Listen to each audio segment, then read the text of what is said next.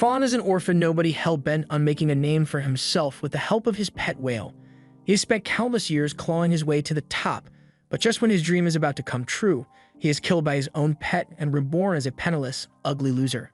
When Fawn opens his eyes, he finds himself in the middle of the forest, and miraculously he is still in one piece, although his clothes are different for some reason. He checks himself to see if he is still bonded with his whale, Nian, but sadly, it looks like his pet is gone for good. For now, he needs to figure out where he is and think of a way to get home, so he stumbles down to a nearby river to get a drink of water. However, when he sees his reflection in the water, he realizes that his face is way uglier than it used to be. He starts panicking and tries to figure out what could have caused this, but all the commotion draws attention to him, and eventually, a group of armed soldiers track him down. Fawn is confused and wonders why soldiers showed up all of a sudden, but before he could even say a word, they all draw their swords on him and take him into custody. Before all this, Fawn used to be the leader of the fast-growing Lianxiao Pavilion sect, and his only dream in life was to raise his sect to A class in the league rankings, and he was really close to achieving that dream. All he needed to do was win his next match in the sect tournament to prove himself. On the day of the tournament, as Fawn was leaving for the tournament, he was greeted by all his sect members, and they all wished him luck in his upcoming battle. Fawn thanked them for their support, but he needed to hurry so he wouldn't be late for his match. The A-Class promotion tournament is a big deal on this continent, so there are many influential people here who are against the idea of an unknown sect like Fawn's being allowed to participate. However, there are also people who are in favor of his participation, like the master of the Bai family. He knows that Fawn was originally born into a very reputable family that tragically met its end years ago, leaving Fawn as the only survivor. Yet despite this setback, Fawn was able to build a new sect from the ground up, and in just a few short years, his Lianxiao Pavilion has already risen to B class. Such rapid growth is almost unheard of, but the reason Fawn is so strong is because he has a deep and profound understanding of the spiritual pets that exist in this world. Soon the tournament begins, so Fawn steps out into the arena, and with a wave of his hand, he summons his giant whale pet, Nian. His opponent is impressed by Fawn's display because it is clear that he has put a lot of work into cultivating his pet, but he isn't the only one with an impressive pet. Master Han clasps his hands to form a ball of fire, and from that fire, he summons his giant ape pet so he can compete on equal ground with Fawn. He is eager to see what Fawn can do, so as the match begins, both pets charge at each other and clash in the middle of the ring. The ape delivers a devastating uppercut to Nian, but Nian quickly recovers and retaliates with a high-pressure water blast. Fawn then instructs Nian to attack Hong directly, so Hong is forced to run and dodge until the ape grabs Nian by the mouth and starts swinging it around the stadium. The organizers really should have invested in a barrier or something because the wind from Nian's tail alone is causing a lot of trouble for the spectators, and when the ape throws the whale, it totally would have squished all those people if Fawn hadn't regained control in time. He then flies into the air with Nian and prepares to use one of his special moves, but Hong was expecting it, so as Nian water attacks, Hong and his ape are able to block and evade with ease. The ape then flies into the sky, and it must have filled its ultimate bar or something because it unlocks a new form and throws a fire fist straight at Fawn and Nian. Some of Fawn's supporters are starting to get worried because that giant fist looks pretty intimidating, but Fawn isn't worried. He came into this fight fully aware of how skilled Hong is, however he's still confident that he can win because he has a special trick up his sleeve. He performs a technique to ascend his whale to its second form, and as the fire fist approaches, Nian swallows a whole. The ape keeps attacking, but with Fawn's skill, Nian is able to swallow the energy of all the attacks until it finally spits it back at the ape. But just when it looked like Fawn was about to win, something strange began happening to Nian. Its body began to decay right before Fawn's eyes, and it suddenly started rampaging through the stadium. Fawn has no idea what's going on, but he can't let Nian hurt innocent people, so he tries to cancel his summon. But for some reason it isn't working, and as soon as Nian realizes that Fawn is trying to unsummon it, it turned towards around and swallowed Fawn whole. Back to the present, Fawn ended up getting locked away in a dungeon, but on his way here, he managed to gather some useful information. It has been a year since the incident at the sect tournament, so the whole world believes that Fawn lost his life to his own pet. And technically speaking, they are right. Fawn indeed died that day, but before the tournament, he received a forbidden scroll from a mysterious masked man. The man informed him that this is a reincarnation scroll, and if Fawn were to suffer a fatal injury while in possession of this scroll, then a year later, the scroll will transport his soul into the body of a healthy person who recently died. That means the previous owner of this body died in that forest, at which point Fawn's soul took over, but Fawn still has no idea who the original owner of this body was or what crime he committed to make him a wanted man. Fawn is also curious about the circumstances that led to his death because his whale had never disobeyed him before, so someone must have sabotaged him. Either way, he's going to need to get out of here if he wants to gather more information, so he tries summoning the spiritual pets of this body to see if they can help. However, all he gets is a poodle and a cactus. This isn't looking good for him, but he wants to remain optimistic, so he asks them to show him their special abilities. However, much to Fawn's disappointment, the only special move the poodle knows is how to piss on the floor. As for the cactus, it can create long vines which it can then use to restrain people, and thankfully this ability seems somewhat useful, but there's no way he can escape like this. A few moments later, Fawn hears a guard approaching, so he tells the pets to return to his body before they get caught. The guard opens the cell door and tells Fawn that Miss Bai wants to see him in her chambers, but as soon as the guard sets foot in the cell, he is revolted by the stench of the poodle piss on the ground. Fawn tries to cover it up and says he was the one who pissed on the floor, but considering the distance, the guard finds that hard to believe. However, it's not the guard's job to worry about where Fawn pisses, so he tells him to just hurry up because Bai is waiting for him. Along the way, Fawn tries asking the guard why this bad lady wants to see him because considering how he was arrested, he is worried that he might get tortured, but the guard doesn't answer any of his questions. They eventually arrive at Bai's room, so the guard knocks on the door and tells her that he has brought the prisoner as she requested. Bai is pleased, so she tells the guard to leave Fawn here and return to his duties, but while the guard wasn't paying attention, Fawn managed to untie his hands. Although his chances of escaping still aren't great, so he pretends that he is still restrained. He then walks into Bai's room and finds her waiting for him while she drinks a cup of tea. She calls him Liu Fengmeng, which is the name of the original owner of this body, and asks him if he knows why she chose to keep him alive. Fawn has no idea what Liu did to make someone like Bai mad, so he tries playing it safe and asks if she's going to give him a second chance to make up for his mistakes. However, the mistake in question is the fact that Liu grabbed Bai's melons in front of all the members of her sect. Fawn had nothing to do with that, but Bai doesn't know he reincarnated into Liu's body, and even if he told her, she probably wouldn't believe him anyway, so he tries apologizing to see if she will forgive him. However, Bai has no intention of forgiving him. She tells him that the only reason he isn't dead already is because she wants to make him suffer the same humiliation she felt, so she plans to make Fawn her slave and mess with him for the rest of his life. Fawn really doesn't like the sound of that, so he starts slowly backing away from Bai while trying to convince her that he would be a terrible slave. He eventually makes it to the door and he thinks he might actually be able to get away, but just as he is about to leave, Bai says she never gave him permission to go outside, so as punishment, she attacks him with her spiritual pet.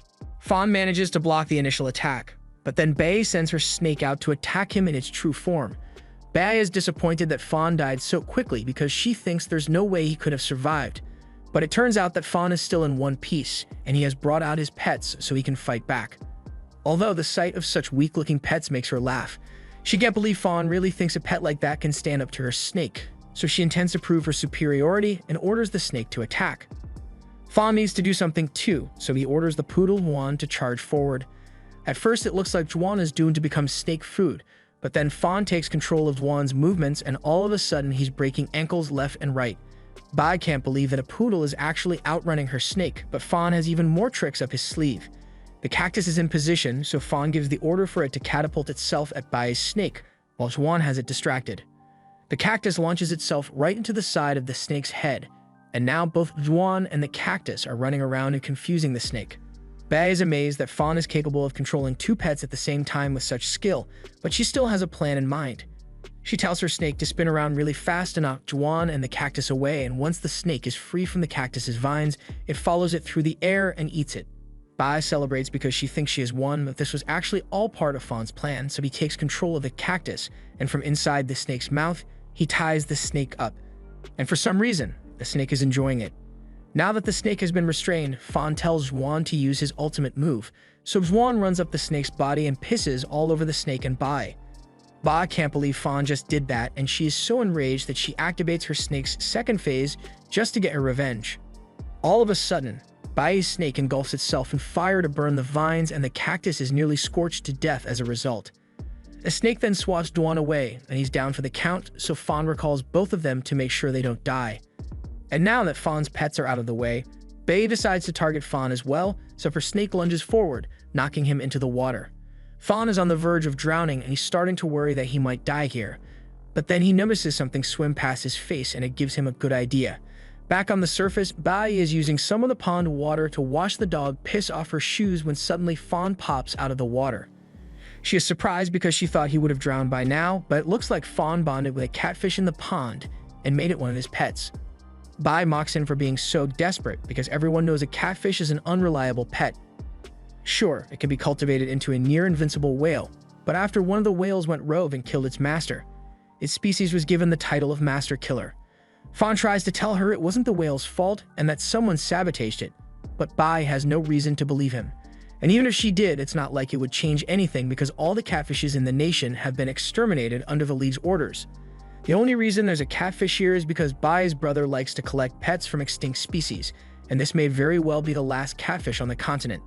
Besides, the only one who knows how to bring out the true potential of the catfish is the master of the Lingxiao Pavilion, but he's long dead, so catfishes are practically useless now. Fawn refuses to listen to Bai's catfish slander any longer, so he tells her to shut up, and Bai takes offense to this, so she decides to finish him off on the spot. She sends her snake after Fawn, but Fawn is able to catch its fangs and hold it in place long enough for his new catfish to get into position. Nyan swims through the air until it is behind the snake, and on Fawn's command, it bites down on the snake's tail and begins sucking. Bai can't believe what she's seeing because the only one capable of such a technique is the deceased master of the Lingxiao Pavilion, yet Fawn's catfish manages to suck her snake until it has been completely devoured. Now, Bai is completely defenseless, and she has no means to stop Fawn from escaping anymore, so he gets out of the pond and makes a run for it. Before long, the guards from Bai's family are alerted of Fawn's escape, so some wolves are sent out after him. And if you've ever been chased by wolves, you'd know it's not very fun. Fawn has managed to evade capture so far, but he won't last much longer, so as he approaches the edge of the mountain, he comes up with a daring idea. He's going to jump. He knows there's no way the guards will be crazy enough to jump after him, but he still needs to think of a way to survive the fall, so he summons Cactus and uses its vines to grab onto the peak of one of the rock formations. He then uses his momentum to swing himself all the way up onto the next mountain, and with the distance between them, the guards stand no chance of catching Fawn now. The guards spend the entire night looking for Fawn, but they can't find him, so the next morning they return to Bai's compound to tell her the bad news. They couldn't find so much as a footprint anywhere on the mountain, so they believe Fawn might have fallen to his death at some point. However, Bai doesn't seem so convinced. Fawn completely disgraced her, so there's no way she can just accept that he died in the mountains. She yells at her guards for being unreliable and demands that they go out and keep looking for Fawn because she wants him dead or alive. Just then, Bai's brother arrives because he heard news of the incident that happened here, so he asks Bai to tell him the name of the man who caused all this trouble.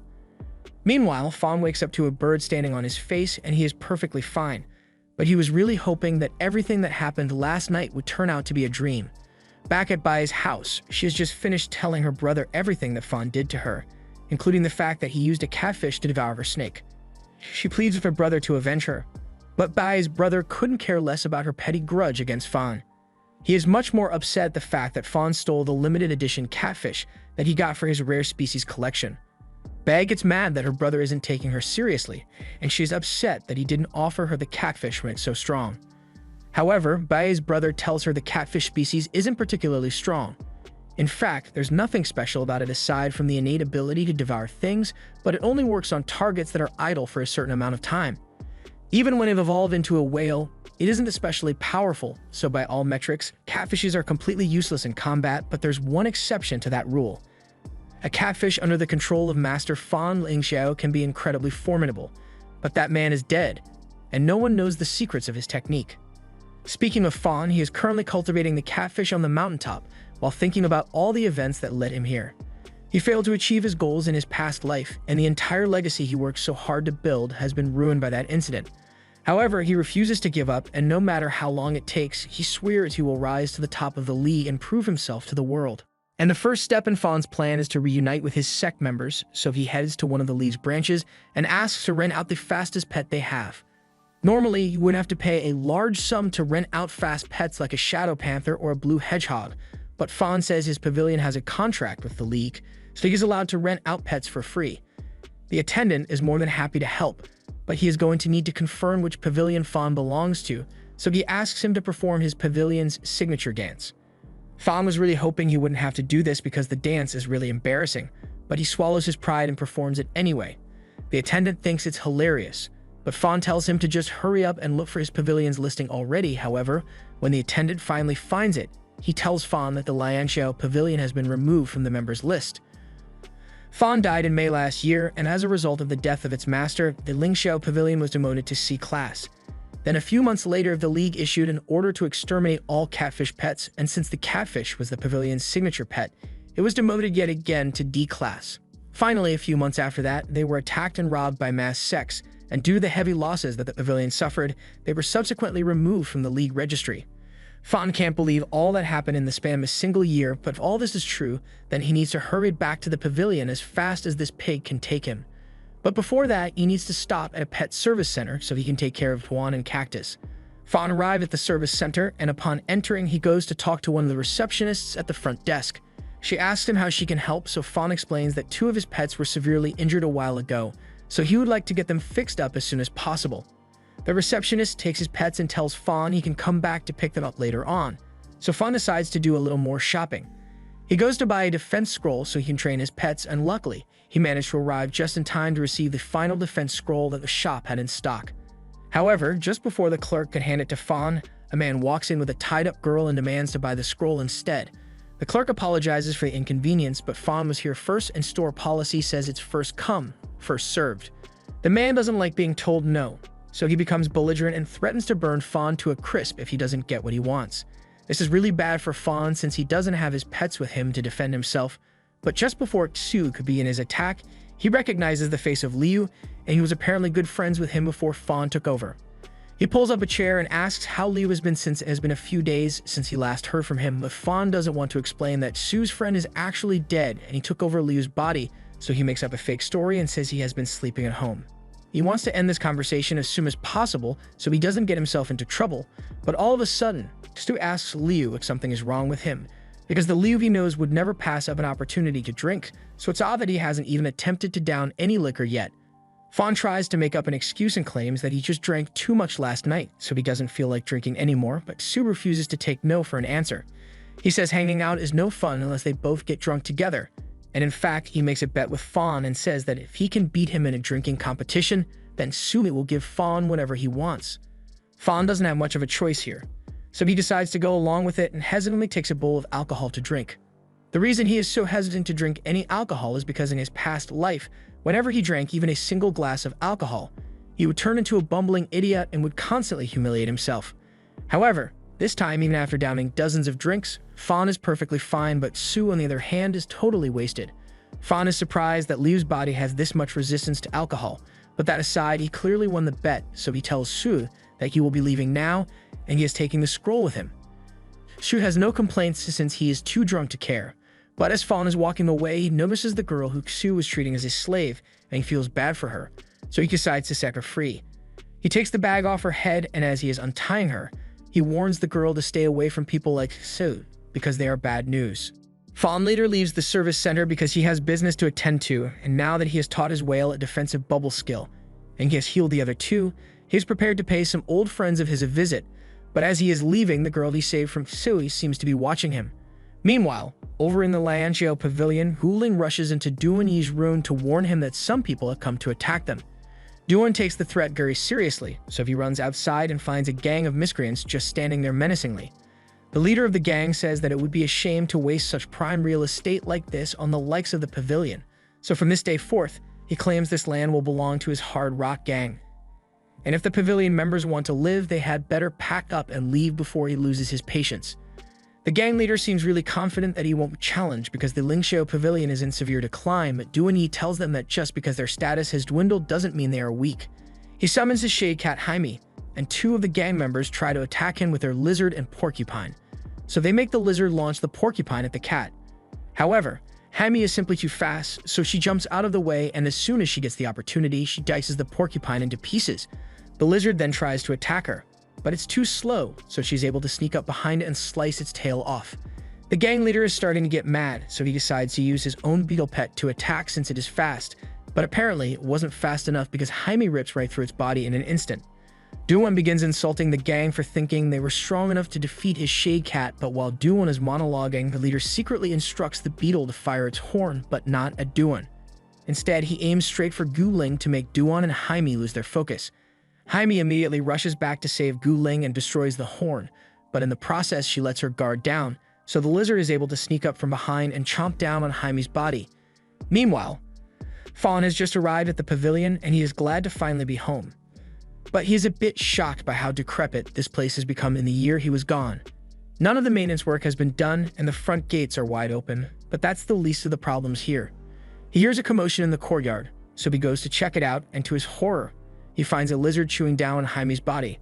The lizard then throws Jaime away once it is done with her, and Duan jumps into the air to catch her body, but he ends up crashing into a pot as a result. Duan begs Jaime to hold on so he can get her treated, but it's already too late. She has lost so much blood that there's no chance of recovering, and a few moments later, Jaime dies in Duan's arms. Now all the pets of the pavilion members have been killed, leaving them completely defenseless, so the gang leader orders everyone to get out of here immediately, or he might consider doing something terrible to them. As he says this, he starts reaching for Gu Ling, but before he could hurt her, his lizard gets splashed with a strange yellow liquid. The gang leader looks up to see where the liquid came from, and he finds Juan standing on one of the rooftops, but he has no idea how a little pup managed to get here. Just then, Fawn announces himself and asks the gang leader what he thinks he is doing here, but the gang leader tells Fawn to mind his own business because he thinks Fawn is some random nobody who wants to play hero. But when Gu Ling looks at the stranger, something about him reminds her of her former master.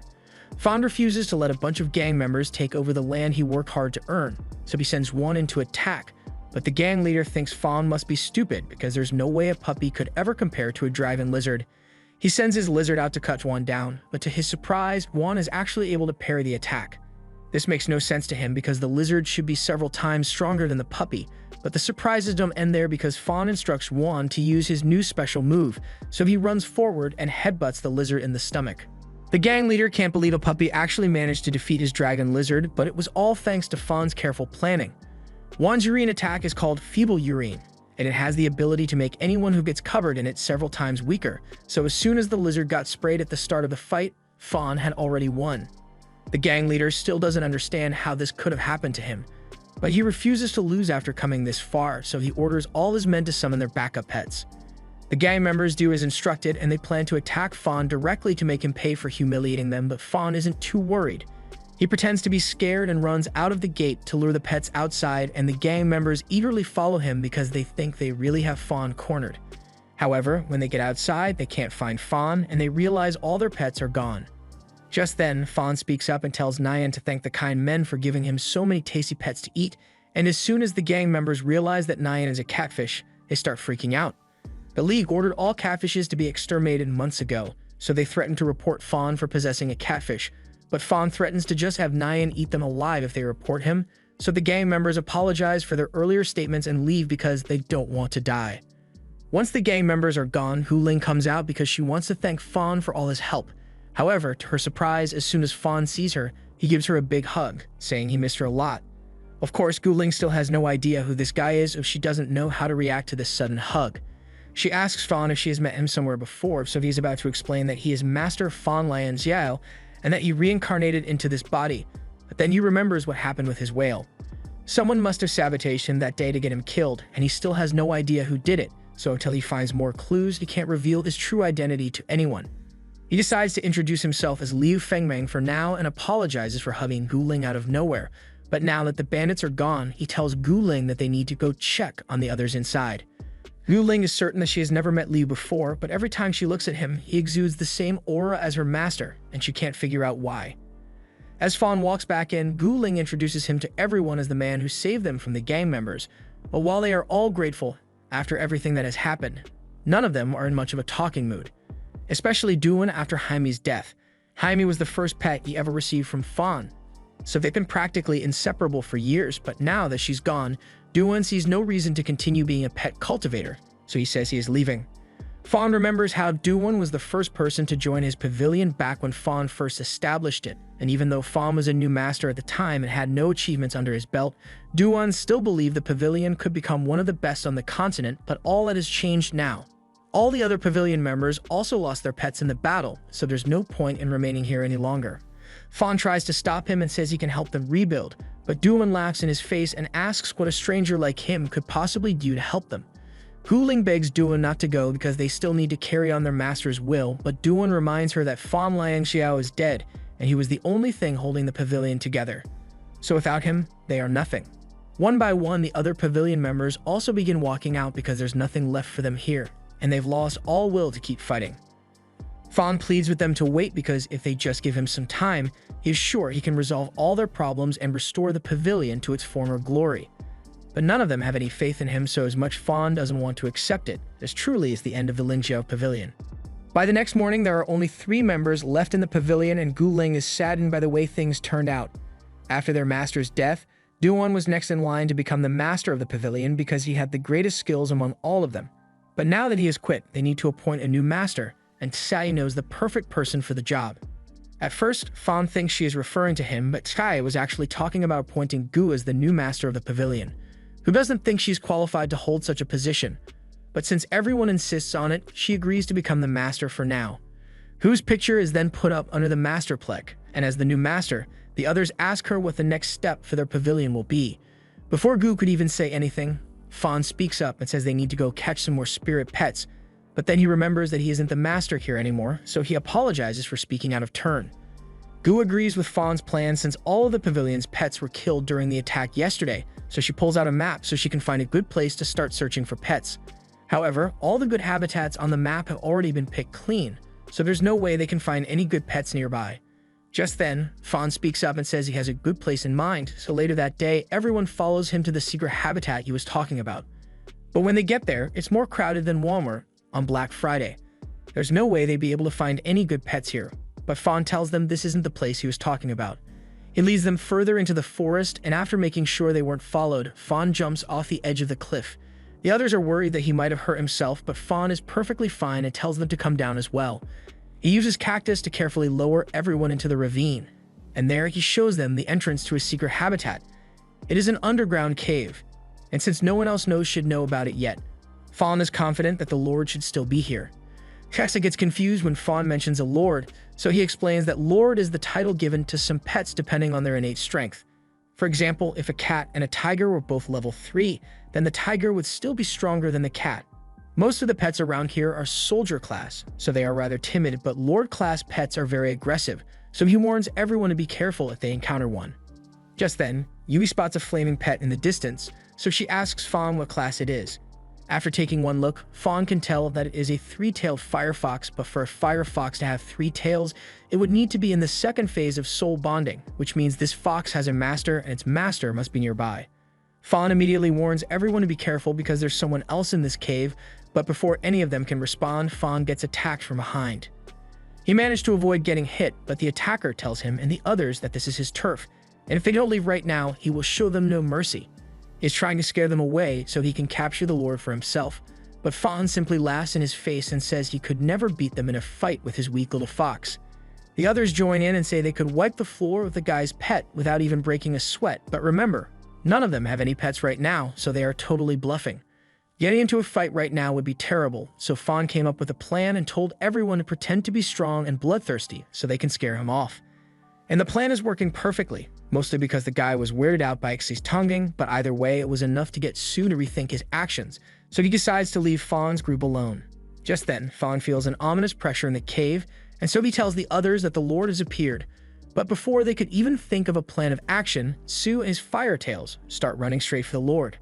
Fawn and the others chase after him, and when they finally reach the Lord, Fawn warns them to be careful, because it looks like it is in the mature stage, meaning it already has a unique skill. Su tells the others to stay out of his way while he subdues the panda, and Fawn doesn't intend to interfere since Su technically got here first. Su tells Firetails to attack, so it lunges at the panda, but before it could attack, the panda's horn begins to glow, and it shoots a laser that hits Su in the chest. All the color begins to drain from Su's body, and he has no idea what's going on, but a few moments later, the panda then fires a laser at Fawn. Fawn tries his best to dodge, but despite his best efforts, the laser still touches his hair, so he warns everyone else to go and hide before they get hit too. Fawn's body then begins to develop purple patches, and he is worried that he might have been poisoned, so he quickly summons Juan and asks him to use his detoxifying urine skill. Juan is confused because he doesn't see anything wrong with Fawn, but he does as instructed anyway and splashes Fawn in the face. However, the detoxifying urine seems to have no effect, so Fawn just took a face full of piss for nothing. The panda then fires another laser aimed at the Firetails, and it looks like it left a severe wound, but when Su goes to check on his pet, he realizes there isn't actually any damage. It's more like someone painted over his pet's body, and it's the same with Fawn because despite looking poisoned, he feels perfectly fine. He soon realizes that the panda's ability is to absorb colors and create illusions to distract its enemies, and while that doesn't sound too dangerous at first, it's really hard to keep track of your opponent when they are able to camouflage themselves perfectly. On the bright side, since the color changing doesn't do any damage, they just need to worry about avoiding the panda's melee attacks. Sue tells Fairytales to keep dodging the panda's attacks, but then the panda makes his bamboo invisible, so Firetails isn't able to see it in time to dodge. Sue is worried about Firetails' safety, so he asks Fawn for some help and promises to share the panda with him equally. Whatever that's supposed to mean. Fawn doesn't trust Sue, but he decides to help him anyway, so he asks Fawn to splash the panda with his feeble pea. The pea should have weakened the panda, so Fawn summons Cactus and asks it to bind the panda. However, they soon realize it was an illusion, and the real panda comes out of nowhere to kick the cactus away. It then creates a blinding flash of light with its horn, and by the time Fawn and Sue can see again, the panda has disappeared. They both stay alert since the panda might be hiding with his color control again, and as soon as Firetails spots something moving, it jumps into attack. However, it turned out to be a trap, and a second later, the panda drops from the ceiling to smash Firetails into the ground. It then uses its ultimate technique and shifts the color in the room to overload Fawn and Sue's brains. And while they are confused, it proceeds to beat them up, but Tuan still doesn't understand what's going on. Anyone caught in the panda's range should be disoriented by the shifting colors, but Tuan is color blind, so to him it looks like Fawn and Sue are just messing around. It eventually gets tired of watching its master lose to a panda, so while the panda isn't watching, Juan sneaks up from behind and smacks it in the head.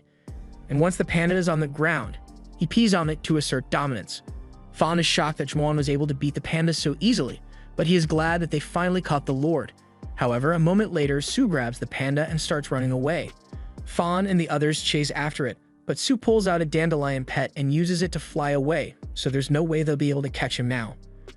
Fawn is disappointed that they wasted so much effort today and another Lord won't spawn here for a long time, so he suggests they just go to the market tomorrow to find some pets for everyone. Later that night, Sue carries the panda to the Temple of the East Sect, and as he arrives at the gate, he tells the guard that he is here to see Mr. Yo. The guard leads Sue to Yo, and Yo is pleasantly surprised that Sue was capable of capturing a lord all on his own. However, Sue didn't come here for empty compliments, he just wants Yo to keep his end of the bargain and release his pet.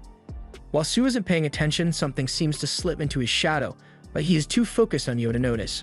Yo tells his men to bring out the Ice Tails, and Sue is glad to see his pet again, but as soon as he tries to free Ice Tails, Yo's men try to capture Fire Tails. Sue demands to know what's going on here because this wasn't part of the deal, but Yo never intended to let Sue reclaim his Ice Tails. He orders his men to capture Sue, but Sue isn't a weakling, so he's able to fight them off with the help of Fire Tails. However, Yo then summons his pet, and from Sue's shadow, a giant figure emerges before slamming Sue's face into the ground. The next day, Fawn and the others head into town to buy a pet, but while Fawn is busy doing something else, the others spot a wanted poster for Liu Fengmeng in the middle of town. Gu tries to remain positive and says it might not be the same Liu who's helping them, so it would be best to keep it a secret for now and watch what he does to see if he really is a dangerous criminal. Just then, Fawn returns to the group and sees them huddled around the notice board, so he asks if something is wrong, and they all get startled. Everyone tells him they are fine though, and Fawn sees no reason to question it, so he tells everyone to hurry up so they can go buy some pets. But first they need money, so they head to the bank and Gu performs the pavilion's dance to access their account. But to her dismay, the teller tells her that someone withdrew all their money a few days ago. Gu breaks down in tears because she can't believe they got robbed of all their money, but then Fawn remembers that he was the one who withdrew that money when he was first reincarnated. Luckily, he didn't spend all of it, so he tells Gu he has some money they can use to shop for pets, although he decides to leave out the part about how he got it.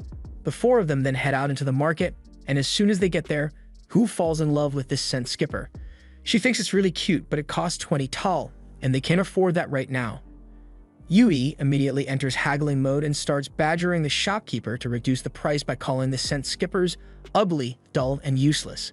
Eventually, she does manage to get a good deal for it, but at the cost of the scent skipper's self-confidence. After seeing Yui work her magic, Axe asks her for some help because she wants to get one of these pets, and with how goofy they look, Yui has all the ammunition she needs to bargain. Now both Axe and Gu have pets, but Yui hasn't chosen anything for herself yet, so they continue walking around the market. Suddenly, a man calls out to Yui and offers to sell her a new pet he just acquired, but the group immediately recognizes it as the panda that Sue stole from them yesterday. That panda is rightfully theirs, so Fu demands that the shopkeeper return it immediately, but while the shopkeeper knows it's a stolen pet, he isn't worried because he recognizes the uniform of the Lianjiao Pavilion and he knows they are too weak to be a threat to him. He is part of the East Sect under Yo, and this isn't the first time the East Sect has robbed the pavilion, so Gu is starting to get angry. But the shopkeeper tells her she can't attack him because it's against the League's rules to use pets in public. That may be true, but the rules don't say anything about using a pet that doesn't have a master yet, so Xai approaches the panda and gives it an idea. After a few moments, she gets the shopkeeper's attention and tells him that the panda managed to escape while he was arguing with Gu, and the keeper starts panicking because Yo would kill him if he found out he lost the panda lord. He opens the cage to try to go after it, but when he tries crawling into the hole, he realizes it was all an illusion and the panda is still inside the cage. And as you can imagine, it is not happy. The shopkeeper gets knocked out in one punch, but the panda is still dangerous, so Fawn is worried it might hurt someone. However, Yui tells him he doesn't need to worry. She approaches the panda and tells him the story of how her sect has fallen into ruin, and the entire time she was powerless to help her friends. So she asks him to become her spiritual pet so they can both get strong together. The panda sympathizes with her, so it agrees to become Yui's pet. But this is the first pet Yui has ever had, and she isn't familiar with the bonding process, so Gu explains how it's done and shows her the correct position. Once the ritual is complete, Yui has officially bonded with the panda lord and Fawn is happy for her, but a moment later, he notices Firetails tied up in the shop. From what he recalls, Sue really cared about Firetails, so Fawn finds it hard to believe that Sue would sell his pet so easily. Fawn releases the Fire and Ice Tails, and they tell him that Sue was captured and is being held hostage. Kexi asks Fawn if they should try to save him, but the East Sect is a lot stronger than they are, and their leader is as strong as a spirit general, so they are severely outmatched. However, Fawn says he knows of a way that they can beat the East Sect, so he tells everyone they should head home because he has something he wants to show them. Before Fawn died, he had hidden several upgrade pills under a tree, and with these pills, everyone will be able to make their pets stronger. Meanwhile, over in Yo's sect, Sue is chained up and is being tortured in order to force him to dissolve the contract he has with his pets. But even if Sue were to do what Yo wants, he knows he would still be killed regardless. That same night, Fawn and the others begin their raid and Sue can hear all the commotion outside, but he has no idea what's going on. Eventually, Fawn's group arrives at Sue's cell, and they are here to bust him out. After releasing Sue, Fire and Ice Tails run over to him, and he is so glad to see that they are okay. But he doesn't understand why Fawn would go so far to help him. However, Fawn simply tells him that they are here on a mission today and Sue is pretty strong, so they could really use his help. That's all Sue needed to hear, so he grabs his shirt, and everyone heads out to raid the East Sect. A little while later, Yo arrives and finds a bunch of his guards beaten up on the floor. The guard tells him they are being raided, and Yo is surprised that someone was bold enough to raid his sect. Fawn is currently looking for Yo so he can challenge him, but he accidentally stumbles across Yo's treasure room instead, and this is honestly way better. There are a ton of rare things here, including rare antiques, advanced scrolls, and even upgrading material. This works out really well for Fawn since he can finally upgrade Teddy and Cactus out, but upgrades take a while, so he's going to have to wait until after he has defeated Yo. However, just then, Yo emerges from the shadows and tells Fawn he is willing to share those upgrade materials with him if he joins the East Sect. Fawn tells him he appreciates the offer, but he is already part of the Lianjiao Pavilion and he is here to avenge them. Yo tells Fawn that if he really wants to avenge the pavilion, then he should be going after the traitor who set up their master and got him killed.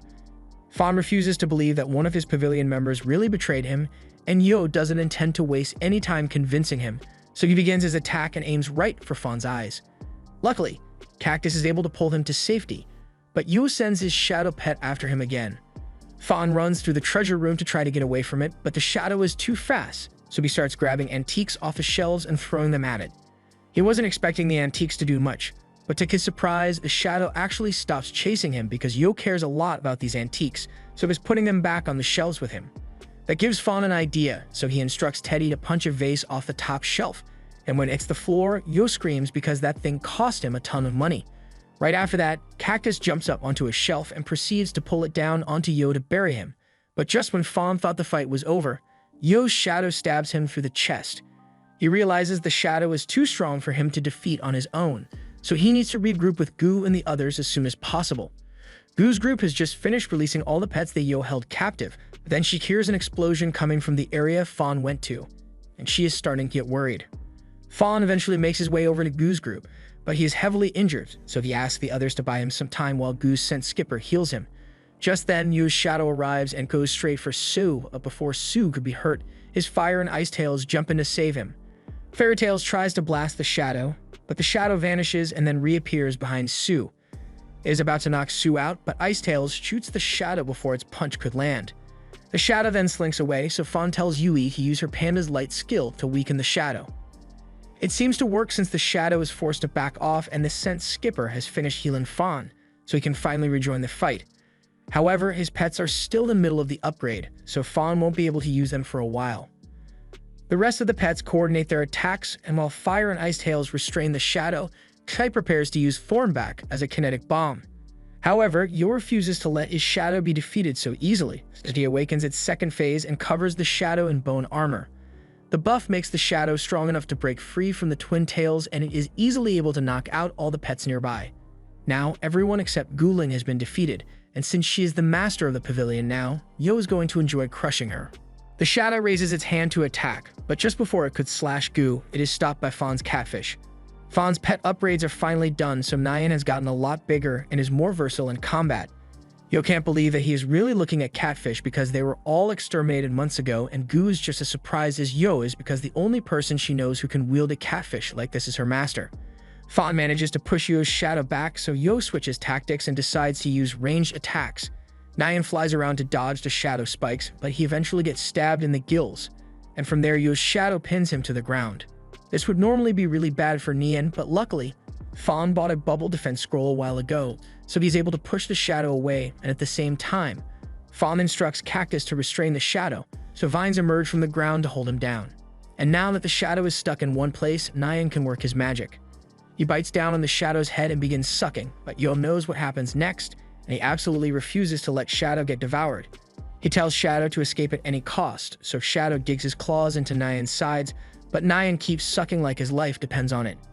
Shadow tries anchoring itself to the ground, but Fawn already planned for this, so he tells Nyan to drag Shadow into the sky. Now Shadow has nothing to grab onto, so he is helplessly sucked into Nyan's belly. Shadow's physical form has been destroyed, but as long as his core remains, Yo will be able to resummon him, so they need to destroy it quickly. Sue sends Fire Tails after the core, but before it could be destroyed, Yo uses what's left of Shadow to punch Fire Tails away. The core is damaged in the process, but is still in one piece, so Fawn and Nyan start running over to smash it. However, before they could do that, two shadowy hands emerge and pin them to the ground.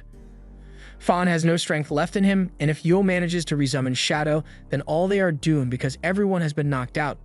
But just as Yo is about to summon Shadow again, that girl Fawn saved in town shows up out of nowhere and smashes the core. She's a little confused since she doesn't know what's going on here, but Yo attacks her, so she sidekicks him with her hoof. And if you've ever been kicked by a deer, you know Yo just lost a bunch of teeth and ruptured his spleen. The girl has been following Fawn ever since he saved her because she is grateful, but also because she has a crush on Fawn. However, she is too shy to admit that, so she covers her face and runs into the forest, leaving Fawn very confused. A little while later, everyone wakes up, so they begin gathering all of Yo's treasure, but Sue gets a little greedy and demands 70% of the profit for himself. Luckily, after Fawn upgraded Teddy, he unlocked a new ability, Amnesia Piss, so Fawn sprays Sue with it, and he suddenly forgets what he was talking about. She then convinces him that he agreed to give up his share of the loot as an apology for stealing the panda last time, and Sue doesn't question it. Now that that's been settled, Fawn tells everyone to go pick out any suitable pets from Yo's collection. Just then, Fawn finds a fire steel ball, and he thinks it would suit him well, so he prepares to form a contract with it. For some reason, he faces some resistance, but with his mastery of pet bonding, he is eventually able to form the contract. However, moments later, Fawn feels a strange pressure within his body and collapses to the ground. The others rush over to check on him, and the next morning, Fawn wakes up in his bed with She standing over him. She got really worried when Fawn collapsed out of nowhere, but since he's awake now, she and Yui are going to make him a good meal to restore his strength. Fawn doesn't understand what happened to him earlier, but he remembers being attacked by a strange force right after he tamed the steel ball. That aside, he is glad they managed to acquire all those upgrading materials from the East Sect, because now everyone's pets will be able to level up. Speaking of which, he recalls that catfishes get a storage space when they level up, so he asks Nyan to take him inside because he wants to check out how big it is. Nyan is happy to oblige, so he swallows Fawn, and Fawn is pleased with how it looks. With this rate of growth, everyone's pets should be able to reach the third stage of soul bonding before they D-rank sect assessment in a few months. But before all that, Fawn needs to figure out who the traitor who sabotaged him in his past life was. There's no way it was Gu Ling or the others here, so he believes it must be someone outside his sect who betrayed him. But until he figures out who that person is, he's going to have to stay on guard. Just then, Fawn recalls that he used Nyan in front of Gu, so he should probably go talk to her about it. He finds Gu out in the shrine she made to honor her deceased master, and she apologizes for making Fawn put in so much work for the good of the pavilion when he is still a newcomer. But ever since Fawn joined them, she feels like they might truly be able to restore the pavilion to its former glory. Fawn tells her that he didn't do anything on his own and it was all a team effort, but that aside, there's something he needs to talk to her about. Fawn explains the whole story about the catfish and how he acquired it, but he leaves out the part about him being her reincarnated master. Gu admits that she was shocked when she saw him using a catfish, but putting that aside for now, there's something she wants to show him. She pulls out the wanted poster she saw in town and asks Fawn if it is really true that he's a lecherous chest grabber. Fawn was really hoping he could just forget the whole incident with Bai, but he still has no idea what Liu did to make her so mad. He swears to Gu that he isn't a pervert, and this whole thing is just a huge misunderstanding. And Gu believes him because he has proven himself to be a trustworthy ally. He has been here for several days now, and Fawn hasn't exhibited any degenerate behavior. And she feels like she has known him for years, even though they just met. The way Fawn behaves, the way he handles enemies, and the way he controls his catfish all reminds her of her master, and she knows the similarities are no mere coincidence, so she asks Fawn to tell her the truth. She wants to know if he's her master. She and Yui are listening in on the conversation, but they only heard the part about Fawn possibly being a chest fondler, so they are waiting to see what happens. Meanwhile, Fawn is contemplating whether he should tell Gu the truth or not. He still hasn't figured out who the traitor was, and until then it would be dangerous to reveal his identity. So he decides to keep it a secret, and to convince Gu that he isn't her master, he grabs her by the shoulders and says he is Chronic Gunner. As soon as Yui and Shai hear that, they barge into the room and tie Fawn up for his behavior. He really wishes he didn't have to ruin his image like that, but at least this way his secret is safe, so he can continue investigating. She then takes him away so he can reflect on his actions, and Yui asks Gu if she really thinks Fawn is related to their master somehow. Gu admits that she thought that initially, but if Fawn really is a degenerate, then there's no way he could have anything to do with their master. Regardless, their priority right now should be to prepare for the D-Class promotion tournament, because they need to advance their sect. A few days later is finally time for the tournament, and the group is going to be traveling on these pigs, and she seems enthusiastic, but she has never ridden one before, so she ends up crashing into a tree. Gu apologizes for not being able to arrange better transportation for the group, but their budget is really tight, so this is the best they've got. They eventually get on the road, and they are all pretty nervous since they've been working hard to prepare themselves for this day. All the plane factions are going to gather on the competition island, and normally only around 4 or 5 plane factions participate each year. Just then, Fawn notices someone following them, but it turns out that it's just that sheep girl from before. She has been spying on Fawn for a while now, but whenever Gu tried to talk to her, she would get embarrassed and run away. Gu assumes the girl is just really shy, and there's no need to be concerned about her following them, so they continue traveling to the examination center. Once they arrive at the center, they are surprised to see so many people gathered here. As they walk up to the registration desk, all the other participants begin insulting them, and it's really starting to get on Xi's nerves, but Gu tells her to just ignore them. They eventually make it to the registration desk, and Gu is pleasantly surprised to find out that the examiner is an old friend of hers, Master Li. Li is just as happy to see her, and Gu walks up to register. But before that, she asks why there are so many participants this year. Li tells her it's because of the pavilion, but Gu doesn't understand what he's talking about, so Li explains that after the Lianzhou pavilion's decline, a lot of its resources were stolen by the various unknown factions of criminals. And thanks to the materials they stole, they were able to qualify for the promotion exam. The criminals shamelessly mock the pavilion for being such an easy target, but Li tells everyone to shut up. He then addresses Gu, and as much as he hates to say this, there are only 8 spots on the roster, so if Gu wants the pavilion to participate in the tournament, then they are going to have to fight with the other factions to decide who gets to qualify. All the factions there begin laughing at the pavilion because they believe its members are too insignificant to put up a decent fight, especially with a weakling like Gu as their master. However, Fawn gets in front of her and asks if she remembers the names of the factions they robbed the pavilion.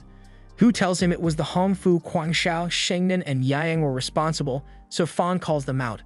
Fawn remembers the Hongfu faction and its leader in particular, Wang Fuge, A couple of years ago, the Hongfu faction got robbed, so Wang came to Fan begging for assistance. If it weren't for Fan's kindness towards Wang, the Hongfu faction wouldn't exist today, but Wang couldn't care less. Running a faction is a cruel business, and hair replacement surgery isn't going to pay for itself, so he's got to do what he's got to do. And as soon as he saw an opportunity to rob the pavilion, he did so with no remorse. Fan is disappointed that Wang would stoop so low, but hearing him talk about it so shamelessly makes it a lot easier for Fan to take his revenge. Fan summons Teddy, and all the opposing factions are shocked because Teddy is level 8. They had thought the pavilion wouldn't have any strong pets left. Wang encourages his men to stay focused because a single dog can't beat all 3 of them. However, a moment later, all their pets get grabbed by an uprated cactus's vines, and Teddy seizes the opportunity to run up and pee on Wang. And with Teddy's new level, he unlocked Poison Pea, so Wang doesn't have long before it takes effect. He starts calling over to the other criminal factions to help him take Fan down. But to his dismay, he finds out that all the pavilion members have leveled up their pets and were able to easily defeat the other factions. Fan then grabs Wang by the shirt and demands that he, along with all the other factions that robbed the pavilion, must return everything they stole with 200% interest. The other factions' leaders are so scared that they immediately agree to pay the pavilion, and Wang says he is even willing to become Fan's hype man just so Fan will undo the poison. Fan is starting to feel bad because Wang looks even uglier with purple duck lips, so he throws him to the ground and tells Teddy to spray him with some detoxifying pee. Lee is truly impressed by the strength of the pavilion, and since those 4 problematic factions have dropped out of the tournament, the pavilion has secured its spot on the roster. The factions that will proceed from this center will be the Lianxiao Pavilion, Wanwu Gate, and Beimu Study. Just then, Shai realizes that Su is here, and she is shocked that he's a member of the Beimu Study. Even Fan thought Su was a factionless trainer, but Su proudly states that it's perfectly natural for someone as strong as him to join a faction. But he is a bit surprised by how much Fan and the others have improved since the last time he saw them. He acknowledges that they are strong, so he asks if they would be willing to form an alliance with his faction. As soon as he says this, the leader of the Wangu faction recognizes an opportunity to make strong allies, so he offers an alliance as well. However, Su rejects him because he thinks the Wangu faction is too weak. This gets the Wangu leader mad, and Fan chooses to stay out of it because he would rather not make enemies before the tournament even begins. Just then, the master of the Beimu study tells Su to shut up, and Su immediately stops trash-talking because he doesn't want to upset her. Fan is intrigued by the fact that the master of the Beimu faction is an old lady, but she seems pretty powerful, so he can't afford to underestimate her. The participants are all informed that they need to head to the tournament island soon, so they should get on their respective catfins, and a second later, a catfins lands in front of the pavilion members. Yuri is freaking out because she has never had to ride a pet as big as this before, but the others don't seem to have much trouble with it. After arriving on the island, they are greeted by another examiner named Lu, and she is surprised to see that the pavilion is here. Li explains that they will be participating in this year's tournament, and that Gu has become the new master of the pavilion, so Lu rushes over to tell Gu that she's a huge fan of the pavilion. It rose to power so quickly under Master Fan's leadership, and he was always able to defeat his opponents with overwhelming skill. But it's a shame that the pavilion declined after his death. Gu tells Lu that they are here to restore the pavilion to its former glory, and Lu is glad to hear that, so she wishes Gu and the others good luck. The leader of the Wangu faction doesn't think it's fair that the examiners already like the pavilion so much, but it would be best for him to get on the pavilion's good side since they seem strong. A little while later, Lu gathers everyone and tells them she's about to hand out an item that's very important for the tournament. She pulls the rings off one of her pets and puts it on Gu's wrist. She then explains that it is a new pet developed by the League. It's called a consonance, and when a player wears a bracelet from the consonance's head, it is able to collect real-time data, allowing the examiners to keep track of each player. She informs everyone that there are 3 rules in this tournament. You must wear your bracelet at all times, you can't fall in the water, or you're disqualified, and it is forbidden to attack anyone who has surrendered. Breaking any of the rules will result in immediate disqualification. And now that everyone is clear on that, it is time for them to be taken to their starting locations. The test will be beginning soon, so Lu is going to have to leave the island. But before she goes, she tells Gu that she sincerely hopes the pavilion can make a comeback. Meanwhile, the Bai family is heading for the examination center, and once they arrive, Bai Tanshu greets Lord Li.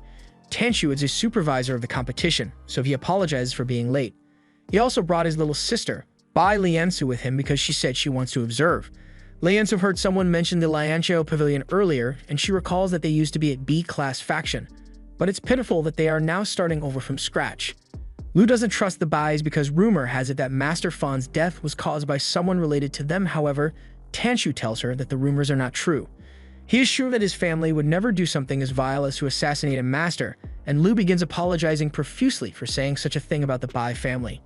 Tanshu tells her he doesn't mind since he understands where the rumors came from. At the time of the incident, both the Bai and Lianqiao factions were B-class, so it makes sense that people would think they were competing with each other. But Tanshu was lucky enough to get to face Master Fan in a duel before he died, and even though they were the same age, he was so strong that Tanshu stood no chance. He has nothing but respect for that man, so what happened to him was truly a shame. That aside, the competition is about to begin, so Li asks Tanshu to come outside to announce the beginning of the tournament. The island begins to transform, revealing a vast arena, and all the consonances are activated to keep track of the participants. A chunky consonance on top of the mountain then spits out a bunch of glowing orbs, and they are scattered all across the island. Li explains that there are 500 orbs in total, and participants will earn points for each one they collect. Once 300 have been collected, the next phase of the tournament will begin, but she is a little surprised that all they need to do is collect the orbs because it seems a little too easy.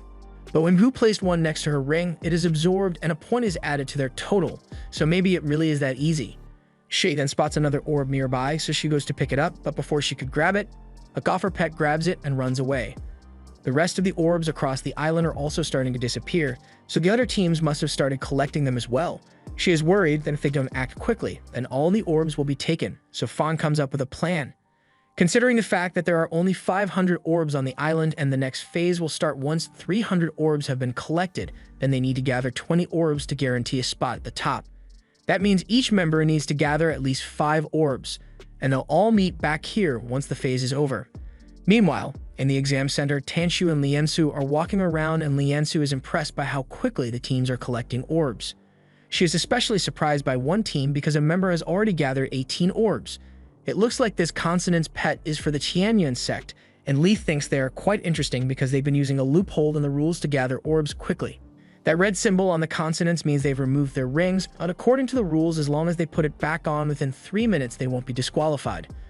Once the Tianyuan group figured out the loophole, they gave their rings to their pets so they could gather the orbs for them, and it has been working out great for them. Just then, a man named Sheng Liao shows up holding all their pets, and he's got whatever this is for a pet, so he is able to wipe out all the members of the Tianyuan sect. Over in the control room, Liansu is shocked to see that all the members of the Tianyuan sect were eliminated at the same time.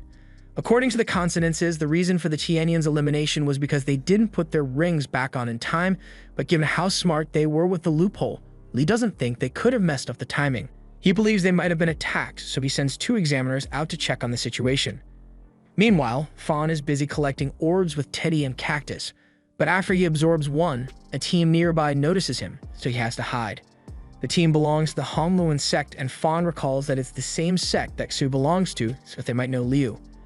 Just then, Teddy runs out and starts licking the girl on the team because he recognizes her, and the girl recognizes Teddy as Liu's dog, so she knows he must be nearby and yells for him to come out.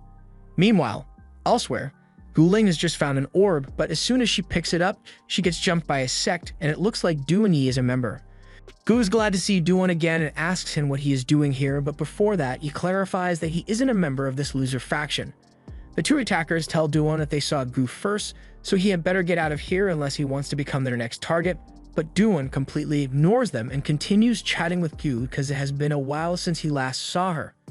The 2 nature faction members are now infuriated, so one of them summons a pet and tells it to attack, but before it could even do anything, it is torn to shreds by Duan's pet. Gu recognizes those paws and tails, and she is delighted to find out that Hemi is still alive, so she runs over to see her. However, as she gets closer, she realizes that something is really wrong. For some reason, Hemi looks like a decaying corpse, but she doesn't have any time to ask Duan about it because the nature faction members launch another attack. Gu yells to warn Duan, but he's already aware and takes control of Hemi to obliterate nature's pets in brutal fashion. He then instructs Hemi to attack the faction members, and the 2 of them are terrified, so they immediately surrender. And according to the rules, Duan isn't allowed to hurt them once they surrender, but the rules don't say anything about scaring them, so Duan has Hemi launch a harmless blast near their faces. Once the message has been sent, Hemi walks away and starts eating the remains of the pets she killed. Gu asks Duan what happened to Hemi, but Duan tells her it's pretty obvious. Taming was revived thanks to the power of the Rakshas faction that Duan joined. He also tells Gu that there's no need for her to continue to struggle as part of the pavilion because he can get her a spot as a member of the Rakshas faction alongside him. But instead, Gu asks Duan to come back to the pavilion because thanks to their new member, they have a good chance of returning to their former glory. Duan scoffs at the idea, but Gu tells him she is serious. In fact, after a single month of training with Liu, everyone at the pavilion was able to level up their pets to the soul-building stage. But Duan doesn't think it's all that impressive. He says Liu is just a cunning outsider, and there's no way they could rejuvenate the pavilion with a few random pets. Gu admits that it will be difficult, but if Duan were to come back, she's sure they could make it work. However, Duan never wants to be associated with the pavilion again. He's not going to fight Gu in this tournament out of courtesy for everything they've been through together, but from this moment on, he thinks of her as nothing more than a stranger. Elsewhere on the battlefield, Shai and Thorn have just found their fourth orb, and Shai is really excited, but he is also upset because even though Thorn is in the 6th soul-building stage, he's still got that goofy look on his face. If it doesn't change soon, then people won't take him seriously when he becomes rich and powerful. While Shai was busy contemplating whether he should get a new pet to replace Thorn, Thorn went out to go grab the orb. Shai tries to stop him at first because there could be something nearby waiting to ambush them, but a few seconds pass and no one shows up, so Shai thinks it's safe. But as soon as he's about to absorb the orb, a boy comes out of nowhere and demands that he hand it over. Shai does a quick height check and determines that the boy must be a lot younger than him, so he wonders how he got here. He asks him if he's an examiner's little brother or something, but Nishin informs him that he is the master of the super cool Invincible Temple faction. Shai finds it hard to take him seriously when his faction has such a childish name, so he figures he must just be a weak kid who's calling himself the faction leader. He absorbs the orb right in front of Nishin and tells him there's nothing he can do about it. But a second later, Nishin's body starts glowing and Shai realizes he might have messed up. The energy from Nishin's summoned pet can be seen all across the island, and before long, an Emperor-class dragon descends from the sky. It is so spectacular that it even garners the governor's attention, so he pulls Nishin's file and finds out that he's a part of the 8th region. He asks the 8th region representatives if they know who he is, and after thinking about it, they realize it must be Nishin Lone. They signed the participation form for him, but they thought he was just joking because the name he chose for his faction sounded ridiculous. And besides, it's really hard for a child to cultivate, so his spiritual pet pool shouldn't be large enough to contain an emperor pet. However, Tanshu tells them there's a way to make it happen. It is a procedure called spiritual pet accompany, and if a trainer is talented enough, then when he is little, a pet embryo is implanted into his spiritual pool directly. This creates an unbreakable bond between the pet and trainer, so the pet's strength isn't limited to the size of the trainer's spiritual pool.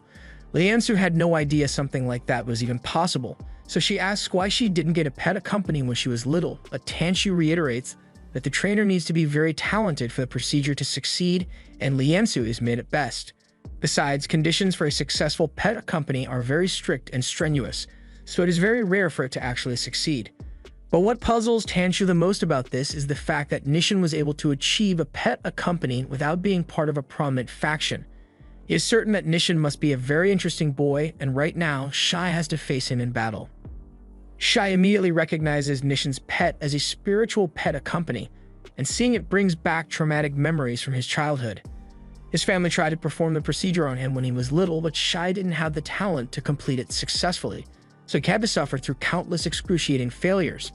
He was called a waste over and over by people who saw him as nothing more than a host, and even Shai's father turned his back on him because of it. Now Shai is faced with the embodiment of everything he failed to become, and it is incredibly frustrating, but he vows to prove that he can still become great without a pet accompany, and he will do it by defeating Nishin. Nishin accepts the challenge and sends his dragon after Shai, so Shai grabs Thorn and tries to jump out of the way. Meanwhile, in the control room, Liansu asks her brother if there's even a point to this competition, since it's obvious that an emperor pet would outclass every other pet on the island. But Tanshu tells her it's not that simple. There is one major fault with the pet accompany, and that's the fact that pet's growth is closely tied to its master's cultivation. And generally, children are high-level cultivators, so Nishin most likely hasn't mastered proper control over his dragon yet. Back to the fight. It looks like Tanshu was right because Nishin's attack completely missed Shai, and the dragon ended up crashing into the ground.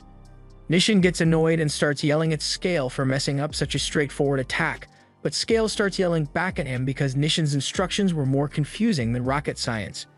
The two then start going back and forth over whose fault this is, completely forgetting that they are supposed to be fighting Shai. Shai decides to seize the opportunity to launch a surprise attack, so he has Thorn enchant a rock, and after throwing it in the air, he launches several rock shards at Nishin. Nishin and Scale instantly stop arguing, and Scale fires a blast to destroy the spikes before they hit Nishin. But in the process, he also accidentally hits the island, and the lion turtle is not happy about that. Shai uses the momentary distraction to sneak up behind Nishin, and he's about to land a punch on him, but Nishin has a trick up his sleeve. He asks Scale to give him 5 points of strength, and his eyes suddenly begin glowing.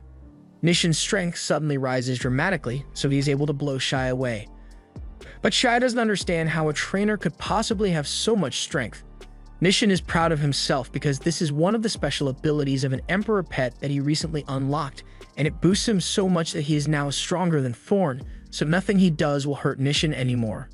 Shai tries to punch Nishin while he's gloating about his strength, but Nishin easily grabs his hand and punches Shai away. However, Shai refuses to give up, so he and Thorn begin attacking at the same time to try to overwhelm Nishin. But no matter how many times he tries, Nishin is simply too strong for him to defeat. Eventually, Nishin starts wondering why Shai refuses to give up because it's clear he can't win, but Shai was just buying time because he realized the technique Nishin is using must have a time limit, and as soon as Nishin runs out of energy, Shai launches an attack with Thorn. Unfortunately, there's no limit on how many times Nishin can reactivate the techniques, so as soon as he spots Thorn heading his way, he asks Scale to give him 10 more points of strength, and this raises his power so much that he is able to knock Thorn out in one punch. However, he's not done yet. He doesn't want to give Thorn a chance to recover, so he hits him with a hammer fist and then goes to land a killing blow on Shai. But a man suddenly yells for Nishin to stop, so Nishin pulls his punch back an inch away from Shai's face, and from the force behind it, Shai definitely would have died if it connected. Nishin whines to his dad that it's not fair to interrupt his fight out of nowhere, but his dad points out that Nishin was totally about to murder that poor boy. Plus, summoning Scale came with a whole intro animation, so Nishin has most likely drawn the attention of everyone on the island by now. Nishin tries to defend himself and says Shai was being really annoying, so Nishin's dad goes up to Shai and attempts to resolve this peacefully. He tells Shai that he must have realized the difference in their strength by now, so he should understand that there's no way he can win. He promises to let Shai live if he surrenders right now, but Shai knows the man doesn't really want to kill anyone, so he says he would rather die than surrender. Nishin begins laughing at his dad because Shai just called his bluff and his dad doesn't know what to do at this point, so he decides to just leave Shai alone so he and Nishin can go gather more orbs. He asks Nishin how many orbs he has managed to gather so far, and Nishin proudly shows him that he has gotten one. Nishin's dad begins raising his hand, and when Shai sees this, years of trauma from his dad beating him come flooding back, so he thinks Nishin's dad is about to hit him for only having one orb. However, Nishin's dad is actually a good father, so instead he congratulates Nishin for managing to get an orb, and Nishin seems really happy. Seeing this makes Shai really sad and jealous because not only did Nishin possess the power he failed to acquire when he was a kid, but he also has a loving father, so Shai is taking a lot of L's today. Thorn can see that he's upset, so he tries cheering him up, and Shai realizes there's no point in wallowing in self-pity, so he gets up and tells Nishin that he will become strong enough to beat him one day. And Nishin promises to give him a rematch whenever he wants. Meanwhile, Yui and Panda haven't had much trouble on their end so far. Thanks to Panda's help, she has successfully gathered all the orbs she needs, so while the panda may seem a little grumpy, she thinks he is very reliable. Just then, she notices a few orb lights disappearing one after another, meaning someone must be over there collecting them. Yui briefly considers confronting them, but she has collected enough orbs to pass the tests, so she doesn't want to risk getting into any fights. However, before she can leave, Panda has already started walking toward the opponents, so Yui has to follow him. Unfortunately, it turns out that there are 3 of them here, and Yui isn't confident that she can handle 3 people at once, so she's hesitant to attack. But Panda, on the other hand, is already out there demanding that the girls hand over their orbs. Yui thinks it's strange that the girls are all holding the orbs in their hands instead of absorbing it into their bracelets, since that's kind of the whole point of this challenge. But the girls still refuse to hand the orbs over, so Panda gets angry and attacks the one with green hair. This leaves the girls with no choice, so they all summon their pets and attack. Unfortunately, while their pets may be cute, they are also ridiculously weak, so Panda knocks them all out in an instant. Yui is starting to feel bad because the girls are now cowering in fear from Panda, but this is still a competition. So she tells them that if they hand over their orbs, then she will let them go. However, the girls beg her not to take their orbs, because if she does, then their friend Yami will die. It sounds like the situation is really complicated, so Yui sits down with them so they can explain the whole story to her. The girls tell Yui that they are a new idol group from the Kinyu house, so their master asked them to join this competition as a publicity stunt. He arranged everything for them ahead of time and told them that simply joining would be enough, so they shouldn't worry about winning. However, they never expected the other pet masters here to be so malicious, because even though the girls had nothing to offer, they were still attacked. And the pets they have are completely useless in a fight, so they were defenseless. And to make matters worse, an evil man kidnapped Yami and demanded that the rest of them bring him 5 orbs if they want to see her alive again. Yui has heard enough, so she asks the girls to show her where this evil man is so she can take care of him. The girls are thankful for Yui's help, so they lead her to the place where Yami is being held captive. When they arrive, the man is surprised to see that they've come back so soon, so he asks if they gathered the orbs he demanded. However, the girls show him that they only managed to gather 3 orbs instead of 5, so the man threatens to kill Yanmai right here for their failure. He orders his, whatever that is, to clamp down on Yanmai's head as hard as it can, but just before the man's pet could pop her head, the girls plead with him to stop because they know of a method that he can guarantee his victory. This gets the man's attention, so he stops squeezing Yami's head and watches eagerly as one of the girls reaches into her sleeve. However, that was just a distraction to buy enough time for Panda to sneak up on him, and Panda successfully manages to pull the pet away from Yami to keep her safe. Once the man realizes he is being attacked, he orders his pet to fight back against Panda, but with a single punch, Panda completely disintegrates the pet's entire body, leaving the man speechless. The girls begin to cheer because they think they've defeated the man, but the man still has a backup plan in place, so he points to Yami and tells everyone that he already implanted a spine-breaking worm in her neck, so if any of them make another move against him, then he will kill Yami instantly. Yami is clearly in a lot of pain, so for her safety, Yui is forced to stop attacking the man. The man now believes he has the upper hand, so he walks over to Yui and tells her that she can either watch Yami die, or they all let him implant worms in their necks so he can make them his tools. And if they are lucky, once the tournament is over, he may be willing to let them go. Maybe. He tells her hurry up and make a choice because he hasn't got all day, but those words send Yui into a flashback where she experienced something similar. Before she joined the pavilion, she and her former team had been massacred, but since she was still conscious, the one responsible decided to toy with her a little. He told Yui to choose one person who will get to leave here alive, one of her 2 friends or herself. Yui ended up choosing herself, and she's felt guilty ever since for what happened that day, but she refuses to let the same thing happen again. Red energy begins flowing from Yui's body as she smacks the worm out of the man's hand, and before he can react, she twists his arm and squishes his head between her thighs to slam him into the ground. Yui eventually chokes the man out, so the worm he implanted in Yanmei's neck loses its grip and Panda is able to remove it without hurting her. The girls are all relieved that Yami is finally safe, so they run over to hug her. But when they turn to Yui to thank her for her help, they realize that there's something wrong with her because she mumbles the words, "Go away," and collapses on the floor. Seeing this, they all rush over to check on Yui, and when she finally wakes up, she seems fine, but she has no memory of what happened a few minutes ago. She asks the girls what happened to the man. So they explain that Yui knocked him out, and he probably won't be able to get up for a while. Yui is shocked to hear that she was the one who knocked him out because she doesn't remember doing that. But since the problem has been resolved, she really needs to get back to her team now, so she says goodbye to the girls.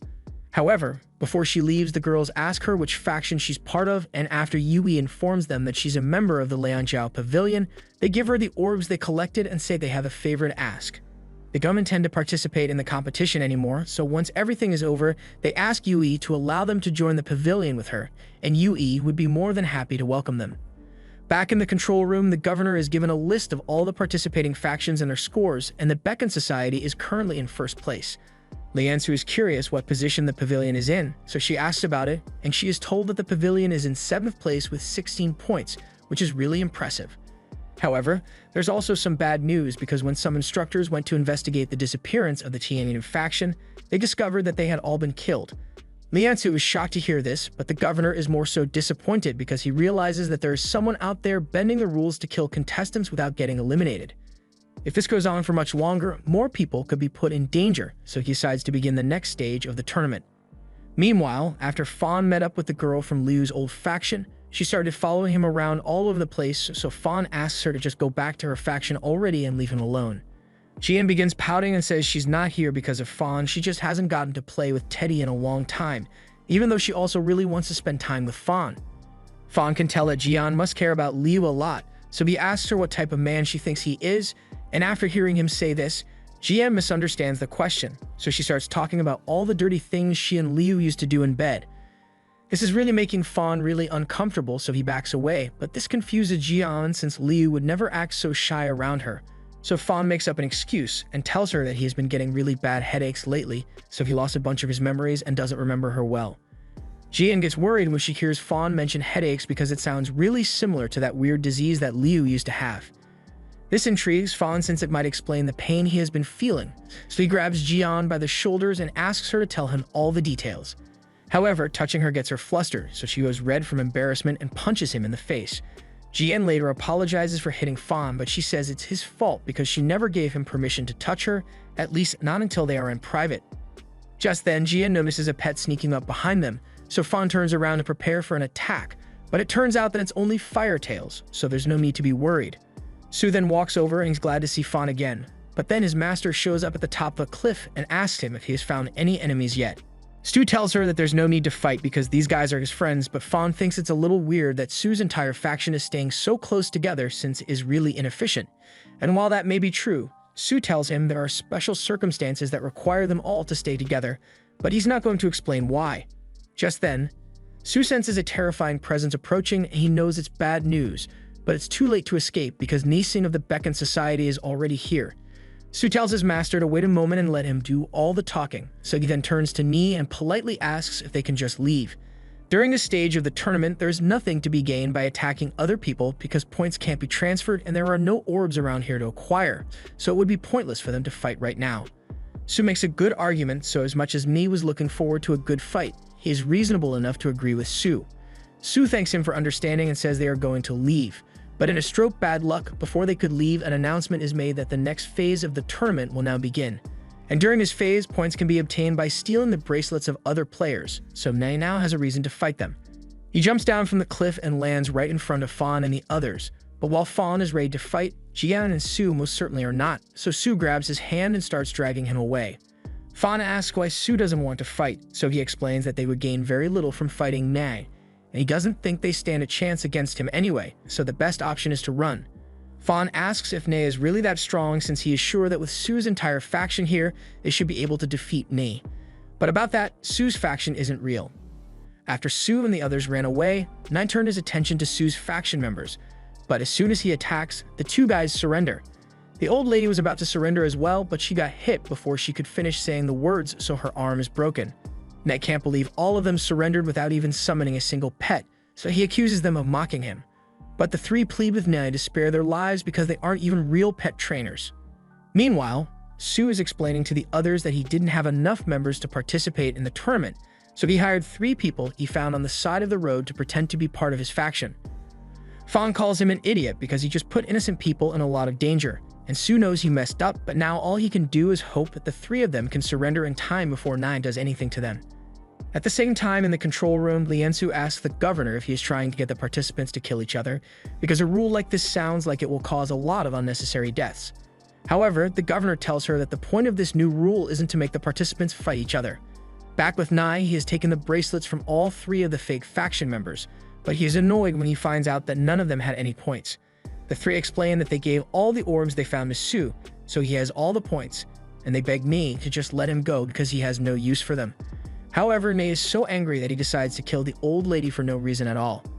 According to the governor, the point of this stage is to give the weaker factions a chance to surrender so only those with true determination will remain, but he failed to account for people like Nei who kill without remorse. And now, after dealing with Su's fake faction, he plans to target Su next. Now that the second phase has begun, all the pavilion members are gathering on a nearby cliff. Shai and Yui have already arrived, and a few minutes later, Fawn shows up as well, along with Su and Jian. Yui notices that the girl has been staring at Fawn for a while now, so she asks him who she is. Fawn introduces her as Jian Ruer from the Hongluan building, but before he can say anything more, she cuts him off and says she's his girlfriend. Fawn panics and tries to explain that it's a misunderstanding, but it's too late because the others already believe he and Jian are dating. They're very supportive. Just then, there is an announcement informing everyone that there are only 15 factions remaining in the tournament. A few moments later, the others see Gu approaching. Shai notices that she looks a little upset, so he asks her if she wasn't able to gather any orbs, but that's not the problem. Gu explains that she ran into Duwon and Jaime is apparently alive, but while that should be good news, Gu can't help but feel like something is wrong because Jaime looked weird. Her body was completely rotten, almost like a zombie, and as soon as Fawn hears this, it instantly reminds him of what happened to his whale in his past life. The faction Duwon joined must be involved in it somehow, so Fawn angrily demands to know where Duwon is. However, the others don't understand why he's so upset all of a sudden. Fawn gets a hold of himself and realizes he can't afford to lash out right now. He needs to focus on raising his rank first, so he can't let himself get riled up so easily. Since the second phase has already begun, they need to come up with a new strategy quickly. There are still 200 orbs scattered across the island right now, but it would be way too risky to split up and go collect them at this point. Sue suggests that they all team up to steal the bracelets of other players and collect their points since that's the goal of this phase. But while that may be a good plan, Shai is against it because he doesn't trust Sue and everyone knows it's against the rules to kill other trainers, so it'd be hard to get people to hand over their bracelets. However, Fawn has an idea and says that if they make some preparations in advance, then they'll be able to get the bracelets without having to kill anyone. A few minutes later, they drop a few orbs on the ground as bait, and within seconds, 2 members from the U2 sect show up. They are excited because they believe they have stumbled across some orbs that no one else has found, but they are still cautious, so one of them decides to send his pet out to retrieve the orbs. The wolf runs over to pick up all 3 orbs and brings them to its master, but when he tries to absorb the orbs, nothing happens. A moment later, the illusion fades and the man realizes that the 3 orbs were rocks all along, and to make matters worse, they have now been cornered by Fawn and the others. One of the men tries to call his wolf for help, but Thornback fires several spikes at it, and the wolf gets so scared that it starts running away. Unfortunately, it runs straight into Teddy's backside and gets hit with a stream of paralysis P. The other one tries to summon his pet to fight back, but before he could finish the hand sign, he gets grabbed by Vine and is slammed into the ground. The other guy tries to give up after seeing what they did to his friend, but it's too late because Vine also grabs him and slams him into the ground as well. Afterwards, Fawn walks up to them with Teddy in hand and sprays them both with some knockout P, and while they are unconscious, he removes the bracelets. One of them had 5 points while the other had 9, so Shai is really happy because the extra 9 points could help the pavilion get into the top 3. But Sue reminds them that he helped come up with the plan too, so he wants a share of the points. While Sue and Shai are busy arguing, Jian is standing off to the side since she isn't really interested in getting any points. But while everyone is distracted, she gets grabbed from behind by another one of those caterpillar things. The one responsible is the leader of the Baneful faction, and he has been watching them for a while now, waiting for the perfect chance to strike. And now that he has captured Jian, he orders everyone to give him their bracelets or else he will kill her on the spot. Yumi has first-hand experience with how that caterpillar's ability works, but there's no way for her to defeat it before it can kill Jian now. Sue tries to bluff his way out of this and tells the leader that he chose the wrong person to take as a hostage because Jian isn't a part of the pavilion, and none of them care about what happens to her, but the leader isn't that gullible. He saw how friendly all of them were earlier, so even if she's not part of their faction, there's no way they'd be willing to let her die. Fawn steps up and says he is willing to hand over the 2 bracelets they just got if the leader releases Jian. There are 9 points in here, so it's not a bad deal for him, and Fawn even promises not to come after him if he agrees to the deal. Jian begins to blush because she didn't think Liu still cared about her this much, and the leader of the Baneful faction eventually agrees to the deal, so he tells Fawn to hand over the bracelets. Fawn does as he says and throws the bracelets over to the Baneful faction. Once they've gotten the points, he demands that they release Jian as promised. The leader agrees to release her, but first he says he's going to wait until he has gotten to a safe distance so Fawn and the others can't come after him. Fawn immediately refuses and demands that he release Jian right now, but the Baneful leader reminds them that Jian's life is still in his hands, so he can kill her if he wants to. Jian speaks up and apologizes for causing everyone so much trouble. She tells them that it's okay to let the leader take her, but Fawn doesn't think that's a good idea because the Baneful faction could betray them. However, Jian winks at Fawn and tells him to just trust her on this, so he reluctantly agrees to let the leader leave with Jian.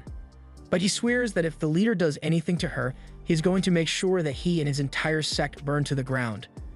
The leader tells the other 2 to stay here and make sure the pavilion members don't follow him, but even though Fawn agreed to this, he is still uneasy because he isn't sure what Jian is planning. Just then, an announcement is made informing everyone that Jian has been eliminated, and Fawn is enraged because he thinks they really did something to Jian. But a moment later, an announcement is made informing everyone that the Baneful faction's leader has been eliminated, and now Fawn has no idea what's going on. He tells the others to keep an eye on these two while he goes to check on Jian, but along the way, Jian finds him first and she seems perfectly fine. Earlier, while Jian and the leader were walking, she suddenly stopped and turned around. She thanks the leader because his kidnapping her made Fawn worry about her safety, but just because he has a bug on her head doesn't mean she's helpless. Jian begins summoning her pet, and before the leader can even react, he is mesmerized by what he sees. Jian's pet is called a foxy, and unfortunately, I do not know where to get one. The leader is trying to stay strong and resist Foxy's charms, but all it takes is one kiss and the leader is hypnotized by her beauty. As a result, he drops the caterpillar and remains frozen in place, so GM walks up beside him and says she surrenders. She never really had much interest in winning the competition anyway, so sees no reason to continue. And more importantly, according to the rules, now that she has surrendered, anyone who attacks her will automatically be disqualified, so while he is still hypnotized, she orders the leader to hit her on the head, causing him and his entire faction to be disqualified. Fawn had no idea that GM was capable of that, but he's glad that she's alright. In fact, GN is happier than ever because she knows Fawn was genuinely worried about her safety, and as thanks, she gives him the bracelet she got from the leader. Meanwhile, over in the control room, Liansu is puzzled when she sees that the entire Baneful faction has been eliminated. She asks the governor if they were all killed, but he points out the extra mark on their consoles and tells her that the faction was eliminated because their leader attacked someone who had surrendered. Afterwards, a few examiners are sent out to the island to retrieve those who got eliminated, but before Jian leaves, she apologizes to everyone for causing so much trouble. They all tell her that it's not a problem because thanks to her, they were able to gain so many points at once. Yui even invites Jian to come over to the pavilion for a celebration once the tournament is over. Jian says she's not sure Fawn would want her to come, but the others say there's no way Fawn would reject his girlfriend. It's too late for Fawn to tell everyone that Jian isn't his girlfriend, so he is forced to go along with it. Jian goes up to him and asks if he wants a goodbye kiss before she goes, but he frantically tells her that won't be necessary, so Jian gets on a griffin and leaves the island. As she is flying away, she thinks about how much Liu has changed since the last time she met him. It's almost like he's an entirely new person, but she still loves him, so she yells that she will stay by his side forever. Everyone snickers at Fawn and his lovely girlfriend, but he really doesn't want to talk about it, so he says they should start distributing the scores. Between the U2 faction and the Baneful faction they defeated, they have gotten 26 points, and that combined with the 20 points they already have should be enough to put them in the top 3. But Su violently reminds them that he participated as well, so he wants at least 5 points for all the work he did. Once they've agreed on the point distribution, they all share the points, and over in the control room, Liansu is amazed because the pavilion's score suddenly rose by a lot. They now have 41 points, which puts them in second place behind the Beacon faction, and Tanshu is really happy to see that the pavilion is doing well. He believes they must have taken out the U2 and Baneful factions to raise their score by so much, but to do so without any casualties is amazing. Liansu notices that one of the pavilion members has a lot more points than the others, so she asks about him, and Tanshu explains that it's a new member of the pavilion named Jun Yunzi. Since Liu Fengmeng is technically a wanted man, Fawn didn't want to use that name for the tournament, so he signed up as Jun Yunzi. Tanshu doesn't know much about Jun, but from what he has heard, he's a talented young man with great strength. After hearing all that, Liansu thinks Jun sounds like a great man, so she becomes excited and wants to meet him. She asks her brother if they can visit the pavilion after the competition is over, and since Tanshu is a fawn in the pavilion as well, he agrees, but he doesn't understand why she's so interested in visiting all of a sudden. Soon after, the current rankings are announced, placing the Beacon faction in first place with 54 points, the pavilion in second with 45 points, and the Rakshas sect in third with 43 points. Duan is shocked to hear that his new sect has fallen behind the pavilion, but he refuses to lose to them. Now that the second phase is over, it is announced that no one will be allowed to surrender from now on, and the final phase will begin soon. Back in the control room, Liansu notices that the island is sinking, so she asks the governor about it, and he explains to her that one of the rules of this tournament is that anyone who falls into the water will be eliminated. As such, participants will be forced to climb to the peak of the island to avoid getting submerged, which will cause them to clash more often. The entire island will be submerged within 2 hours, and the final rankings will be made based on the remaining teams and their scores. Back on the island, Fawn and the others are making a run for the hills to stay ahead of the rising water. But since surrendering is no longer allowed, the competition is a lot more dangerous than it was before, so he tells everyone to summon their pets and prepare for battle because they could be attacked at any moment. Just then, the group is attacked by a slash from Jaime, and Duan soon shows up along with his new faction. As soon as Fawn sees him, he demands to know what Duwon did to turn Jaime into a rotten monster, but Duwon tells Fawn he has no right to be asking questions when he's just a lowly newcomer. He then tells the others in his sect that he will be taking care of Gu and Shai so they can handle the rest of them. And while Fawn is distracted, a tentacle emerges from the water and grabs his ankle. It then flings him into the air and begins pulling Fawn down into the water, so he's in big trouble. Since the bracelet is what senses whether he is underwater or not, he takes it off and throws it over to Sue, so now he has 3 minutes to make it back to land before he is disqualified. As Fawn is pulled underwater, he comes face to face with a high-level octopus pet. But while most people would be mortified because this means certain doom, Fawn is actually excited because he finally has a chance to use Nian. Sue can't believe Duwon's group was smart enough to prepare a water-type pet in advance, and everyone seems to know who Duwon is, so he asks Shai for an explanation. Shai informs Sue that Duwon is a former member of their pavilion. But if that's the case, then Sue doesn't understand why Duwon is so hostile towards them. Gu demands that Duwon release Fawn immediately, but Duwon tells her that someone like Fawn won't be enough to save the pavilion. He then tells everyone to hand over their bracelets if they want him to spare their lives, but Gu and Shai ignore him and just say he should release Fawn. Duwon becomes irritated by the fact that everyone seems to care about Fawn so much despite the fact that he's a newcomer, but Gu tells him he has no right to be upset when he was the first one to turn his back on the pavilion. She still thinks of him as a friend, but if he is going to stand in the way of the pavilion's progress, then Gu has had no choice but to defeat him. While Gu and Duwon are fighting, Yui stands off to the side because she doesn't want to get Panda involved in a battle like that. She is planning to hide and wait for an opportunity to assist her allies, but she is suddenly confronted by a member of the Rakshas faction. She tries to bluff her way out of a fight by warning the guy that Panda is extremely ruthless in combat, but he isn't scared because he also has a panda-type pet. While that is going on, Sue managed to slip away in all the chaos and is currently hiding behind a big rock. And since Fawn gave him his bracelet, if he doesn't make it out of the water in time, then Sue is to keep it. With all those points, Sue could probably enter the top 4, so all he needs to do is lay low and avoid drawing attention until the tournament ends. However, before he can make his getaway, he is cornered by Wang, the leader of the faction he insulted during the registration process. Wangu wants to get revenge on Sue with his dinosaur pet, but while Wangu is busy bragging about how awesome his pet is, one of the Rakshas members notices him and summons his own dinosaur pet, and it is way too big for either Sue or Wang to handle, so Sue is forced to run for his life while Wang hangs onto him. Meanwhile, over in the water, Fawn is still being held by the giant octopus. Thanks to a little help from Nian, he's able to break free. Normally, facing an octopus in the water would be a death sentence, but Fawn has spent his entire past life training in water combat, so he's the one with the advantage here. The octopus attempts to grab Nian with its tentacles, but Nian is able to evade all its attacks, and within a matter of seconds, the octopus's tentacles are all tangled together so it can't move anymore. With the octopus immobilized, Fawn orders Nian to swallow it whole, so Nian begins generating a whirlpool to pull it in. Up on the surface, the octopus master realizes something is wrong, but before he can react, the water begins to swirl violently, and a moment later, Nian has completely devoured his pet. Fawn then jumps out of the water and thanks the man for giving Nian such a tasty meal, but he needs to get back to his friends, so he just tosses the man into the water to eliminate him. Gu and Shai are glad to see that Fawn is alright, but Duwon is pissed because he is still jealous of him. Fawn makes his way back onto the main island and heads straight for Sue to get his bracelet back. Sue is shocked to see that Fawn actually made it out of the water alive, but he's really happy to see him because he needs help with the T-Rex. He begins sucking up to Fawn and tells him a wildly exaggerated story about how he protected Fawn's bracelet, but Fawn doesn't want to hear all that. He just wants to get his bracelet back before the 3-minute elimination timer is up. Sue understands, so he throws the bracelet over to Fawn, but to his dismay, as soon as Fawn gets the bracelet, he just walks away, leaving Sue to fend for himself. And that means more running for his life. Fawn eventually finds Yui in the middle of her fight, so he goes up to her and asks if she can handle things here by herself. Yui tells him her opponent isn't that tough, so she should be able to defeat him with the techniques that Fawn taught her. But the problem is that Panda refuses to listen to her long enough to actually use the techniques.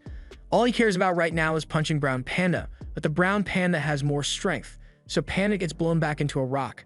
Panda eventually recovers, but he still isn't listening to any of Yui's instructions, so Fawn steps in for a little bit and restrains the Brown Panda. Panda looks at Fawn in annoyance, but Fawn assures him that he doesn't intend to interfere in his fight too much. But he does need a little help, so he asked Panda to use his color powers to paint Nian a little. Meanwhile, Shai and View are having some trouble dealing with Duwon because Jaime is simply too strong. However, before Duwon could finish them off, Fawn steps in to help. He summons Nyan to fight Duan, but since catfishes are still outlawed, Fawn asked Panda to paint Nyan, so now he looks totally different. Duan has never seen anything like it before, so he asks Fawn what kind of pet that is, and Fawn says it's a rock, basically a species of whale that evolved into a bird. Duan seems convinced, so he accuses Fawn of trying to imitate Master Fawn with his whale-type pet. He thinks Fawn is just a fame-seeking leech who is using the others at the pavilion for personal gain.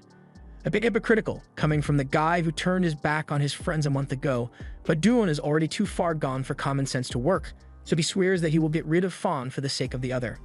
Fawn says he can handle Duan on his own, so he asks Shai to go help Sue with the T-Rex in the meantime. Over on Sue's end, he is still running for his life in the forest, and he is yelling at Wangu to let go of him so he can run faster, but Wangu is too scared. Just then, Shai and Thornback arrive, and Sue couldn't be happier to see them. But before helping Sue, Shai points to one of the treetops and tells Thornback to fire at it. Thornback launches several spikes at those trees, but before any of them could land, the T-Rex runs in to block the spikes with its face. It turns out that the T-Rex's master has been hiding in the trees this whole time just so he could mess with us, but he is impressed that Shai managed to spot him after such a short time. He invites Shai to join the Rakshas faction because he has talent, but Shai is so busy talking to Sue that he didn't even hear the man's offer. For a moment, Wanwu thinks he is safe because the dinosaur hasn't attacked him in a while, but then it slams its head into the ground and Wanwu has had enough, so he throws his bracelet at Shai and says he quits. Shai is utterly shocked since he wasn't expecting Wanwu to quit so easily, but she is more interested in how they are going to split Wan's points. The T-Rex then tries to take Shai and Sue out with its tail, but the two of them manage to evade in time. In the process, Shai drops the bracelet, but now's not the time to be worrying about things like that because they need to defeat the T-Rex immediately. However, he's not sure how to do that since the thorns he fired at it earlier weren't effective at all. Just then, Sue launches several fire blasts at the dragon, but while it manages to get the T-Rex's attention, the attacks do no damage. She asks him to try using ice tails to attack it, but Sue says he already tried that and it wasn't effective either because the T-Rex is too tough. It is practically a zombie, so it doesn't feel pain and it won't stop until its master is satisfied. However, Shai has a plan to take it down, so he asks for a little help and Sue seems to understand what Shai is trying to do. He summons both fire and ice tails and has them join forces to create a giant elemental swirl in the air. And then Shai instructs Thornback to fire spikes through the swirl, imbuing the spikes with both fire and ice energy. Once those spikes hit the T-Rex, they pierce through its skin and manage to set its body on fire. However, the T-Rex's master tells them they shouldn't be so confident because this T-Rex has a special move that it hasn't used yet. In the next moment, the T-Rex lets out a terrifying roar, and the mere sound of it causes all the pets to cower in fear and lose the will to fight. Sue doesn't understand what just happened, so the man explains that the T-Rex just used menacing roar, and the technique activates the primal fear instinct in all pets that are weaker than it, making them unable to fight back. However, that move only works on pets, so any humans within range will be unaffected, and it just so happens that Nishin was nearby, so he comes out of nowhere and knocks the T-Rex down with his fist. The T-Rex's master can't believe Nishin was able to defeat a T-Rex barehanded, and Sue was amazed by how powerful Nishin is, so he asks Shai if Nishin is his friend. Shai wouldn't exactly call Nishin his friend since the last time they fought was a little tense, but he did save them, so Shai thanks Nishin for coming to their rescue. Nishin pretends that he didn't come here to save Shai in the first place, but since he's here, he might as well take this bracelet he found on the floor as a reward. Elsewhere, Yui and Panda are still in the middle of their fight, and this is the 5th time that Panda has been knocked out, but he still refuses to listen to Yui and gets back up to fight on his own. The brown panda's master admits that Panda is the toughest opponent that he has faced so far, but as things are now, Panda won't last much longer, so it'd be smart for Yui to give up before he gets seriously hurt. Panda tries attacking Brown Panda again, but just like before, all of his wild attacks are easily dodged and Brown Panda punches Panda into a wall again. The Brown Panda is zombified so it can ignore pain and can keep fighting indefinitely, so there's no way Panda can win with brute force. But when Yui tries to stop him, he just shrugs her off and keeps going. Yui recalls what Fawn told her earlier about Panda being very stubborn, so she can't just let him do what he wants. Only the strong can conquer the strong, so she needs to be firm with her orders and smack some sense into him if needed. Yui puts her hand on Panda's shoulders and tells him they've been through a lot together, so he can trust her to make good decisions as long as he promises to listen to her instructions. However, Panda ignores her, so she grabs him again and threatens to whoop him if he doesn't start behaving himself. Panda is terrified because he remembers how Yui nearly crushed that caterpillar guy's skull with her thighs, and he doesn't want to find out what that feels like, so he promises that he will listen to her from now on. Now that that's been settled, Yui tells Panda that the brown panda has more strength than him, so he needs to change his tactics if he wants to win. And luckily, she has already come up with a perfect plan. The brown panda's master begins mocking them and says they should just give up already, but Yui and Panda are locked in. Brown tries to punch Panda again, but this time Panda used a clone as a distraction and appears behind him. Once Panda makes it past Brown, he and Yui perform the dazzling flash technique to blind Brown's master. By the time he regains his vision, the first thing he sees is Brown standing victorious over Panda, so he thinks he has won. But in the next moment, Brown charges at the master and knocks him out with one punch. It is then revealed that Panda had disguised himself as Brown to trick Brown's master into lowering his guard. And now that the master has been taken out, Brown is down as well. Yui is really happy because everything went according to plan, so now they can just take his bracelet and in 3 minutes he will automatically be eliminated and she will be victorious.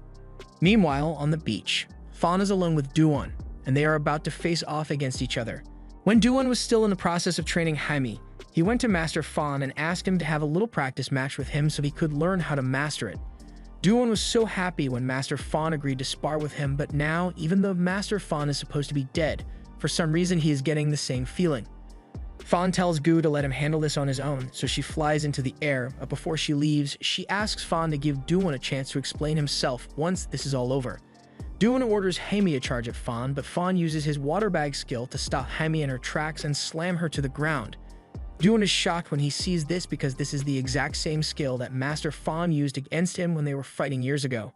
Jaime gets back up and begins slashing at Fawn, but he is using a water bubble to shield himself from the attacks. This isn't the first time Fawn has seen this attack, so he knows how to deal with it and forms a water ring around Jaime before trapping her in a whirling pillar of water. Duan is stunned because the only one who has ever pulled off a skill like this was Master Fawn, and it was really hard to deal with. Since there is nothing to stand on inside the whirlpool, Jaime's speed became useless. But when Master Fawn tried slamming her into a wall with the force of the water, Jaime was able to break out of the water at the last second to avoid getting hit. Duan believes it shouldn't be a problem since Jaime has countered this skill before, but this time she isn't able to break out in time, so Fawn slams her into a rock with full force. The reason Jaime was able to free herself from the trap in the past was because she used her instincts to predict the flow of the water and cut her way out. But since Jaime is a zombie Neo, she no longer has a mind of her own, which is why she couldn't react. Now that Jaime has been defeated, Fawn tells Duan that he should let Jaime rest, because it's not right to be controlling a dead body like this. However, Duan refuses to accept that Jaime is really gone, and he doesn't want to listen to another word from Fawn's mouth. Duan uses his skill to launch one final attack on Fawn, but his attack misses, and by the time he realizes what's going on, Fawn is already on top of him and slams Duan's head into the ground. And just before Duan loses consciousness, he is amazed by how much the newcomer reminds him of Master Fawn. Duan had actually tried to return to the pavilion after he initially quit because he didn't want to give up on restoring the pavilion, but when he got to the gate, all he could see was Fawn and the others happily working towards rejuvenating their faction without him. Duan eventually regains consciousness, and he begins struggling to get up, but Fawn has asked Vine to keep him restrained. Duan tells them to just kill him already because he would rather die than be disgraced, but Gu assures him that they don't have any ill intent towards him. Fawn says he has something serious he wants to talk about, and Duan has no choice but to listen, so Fawn asks him if he had anything to do with the death of the former master of the pavilion. Duan is outraged that Fawn would dare accuse him of doing something like that, and Gu doesn't think it's possible for Duan to have done such a thing because he respected their master more than anyone in the world. She asks Fawn why he would suspect Duan, but Fawn tells her he has a lot of reasons to be suspicious. The Rakshas faction that Duan joined is able to make zombie pets, and Fawn was killed because someone zombified his whale during the match last year. It can't be a mere coincidence, so Fawn asks Duan one last time if he had anything to do with the assassination. Duan breaks down in hysterical laughter because he realizes he really does look suspicious, but he denies having anything to do with the death of his master. He just went to the Rakshas faction because they said they could help. Gu asks him to explain everything to them. So Duan talks about how after Jaime was killed, he wandered the streets for days looking for someone who could bring her back to life. Most people looked at him like a madman since resurrecting the dead is impossible. Duan continued searching for help day and night until Jaime's body began to rot. Eventually, he learned of some rumors about the Rakshas faction, so he went to them to see if they could help. Duan had heard that the Rakshas faction had a special skill that could bring dead pets back to life, and after meeting with the Rakshas master, he told Duan that he could indeed bring his pet back to life, but in exchange, he demanded that Duan join the Rakshas faction. Duan was so desperate to save Jaime that he immediately agreed to the terms, and although he didn't get to see how they did it, the Rakshas members eventually returned with Jaime, and she had indeed come back to life. The rumors say that the Rakshas faction has a magic pill that allows them to reanimate the dead, so Gu wonders if they might have had something to do with their master's death, but Duan doesn't think that's the case since the Rakshas faction said they can only turn dead pets into zombies.